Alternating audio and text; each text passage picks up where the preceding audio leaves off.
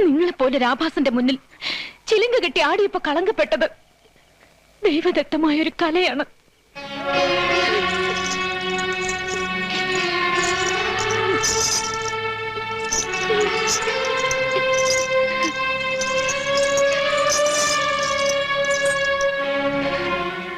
എന്റെ കാലുകൾക്ക് ഇനി ഈ ചിലങ്ക ഇടാനുള്ള യോഗ്യതയില്ല. ഉള്ളിൽ 1000 മുള്ളു കുത്തിയിറങ്ങുന്ന വേദനയിലും എനിക്ക് സന്തോഷിക്കാൻ ഞാനിതിവിടെ ഉപേക്ഷിക്കുകയാണ് എന്നേക്കുമായി.